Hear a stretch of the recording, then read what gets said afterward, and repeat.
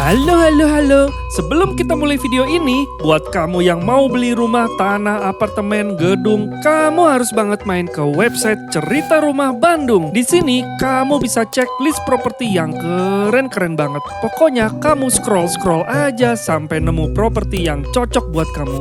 Dan pastinya tim Cerita Rumah yang akan antar kamu survei langsung ke properti yang kamu mau. Tapi kalau kamu belum nemu properti yang pas buat kamu bisa chat langsung ke admin. Bilang aja kamu pengen yang kayak gimana. Nanti admin akan rekomendasikan properti dengan spek yang kamu mau. Kalau kamu ingin dibantu jualkan properti, kamu bisa banget chat admin di nomor yang sama. Cerita Rumah Bandung membantu urusan kamu di bidang properti dengan jujur dan amanah.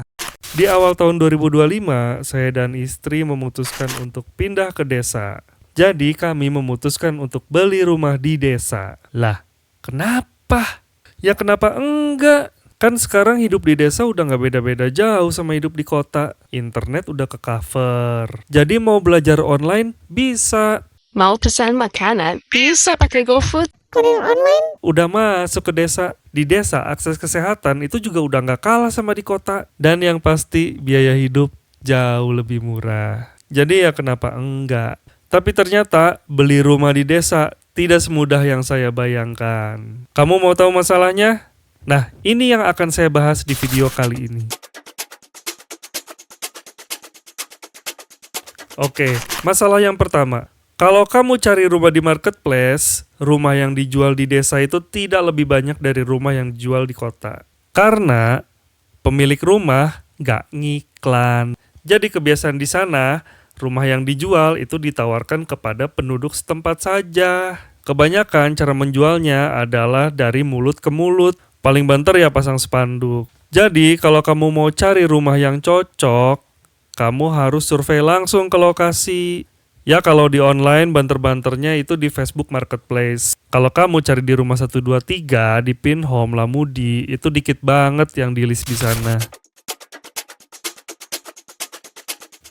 Yang kedua, rata-rata area pedesaan itu belum tercover oleh Google Map. Kayaknya karena mobil Google Map-nya itu belum lewat jalan di sekitar rumah tersebut. Ya, ujung-ujungnya kamu harus datang langsung ya untuk lihat rumah yang dijual tersebut. Nah, yang ketiga, ini hal yang cukup krusial ya. 4 dari rumah yang saya survei, sertifikatnya masih sertifikat kuno. Atau malah nggak ada sertifikatnya. Sebenarnya masalah ini tuh nggak cuma di desa, di kota juga masih banyak. Dan kebanyakan sertifikatnya masih girik. Nah, problemnya nggak semua notaris mau menyanggupi untuk proses sertifikat ini. Beberapa notaris yang saya temui bilang kalau sertifikat ini ngurusnya lama. Berhubung saya pengen cepet, maka saya cari yang SHM aja, biar diprosesnya cepet. Kecuali kalau kamu nggak masalah nunggu dalam waktu lama, monggo-monggo aja. Nah, lalu poin keempat. Ini paling nyesek. Udah dapet rumah yang cocok, speknya oke, ownernya ramah, suratnya SHM. Ngajak transaksinya di luar notaris. 3 dari 10 ngajak transaksi di luar notaris dan bukti transaksinya dalam bentuk kwitansi aja. Kalau ade mau rumah ini, yuk saya anter, kita transaksinya di Pak Haji aja, nggak usah di notaris. Insya Allah kalau ada apa-apa mah ada bapak kok tinggal di sana, bapak datang kemana-mana. Di sana tuh banyak banget yang takut transaksi di notaris.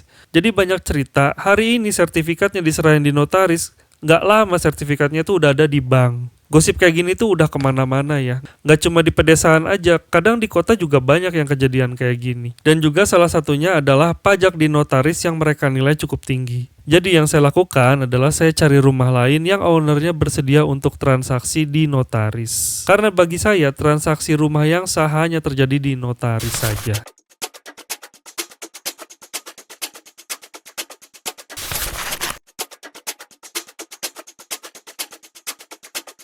Tapi di balik poin-poin kesulitan yang saya temui tadi, ada banyak hal-hal baik yang bisa kamu dapatkan di desa. Alamnya masih bagus, udaranya bebas dari polusi. Lalu untuk pangan jelas lebih murah ya, biaya hidup di desa itu jauh lebih murah. Dan kalau kamu orangnya visioner, ada banyak hal yang bisa kamu bangun di pedesaan. Nah, kalau kamu juga punya pengalaman yang sama dengan saya, beli rumah di desa dan ada kesulitan-kesulitan yang kamu temuin, boleh dong di-share di kolom komentar. Semoga solusi yang kamu tulis itu bisa bermanfaat bagi banyak orang yang nonton video ini. Saya Rahi Baksin, Cerita Rumah Bandung. Sampai ketemu di konten selanjutnya.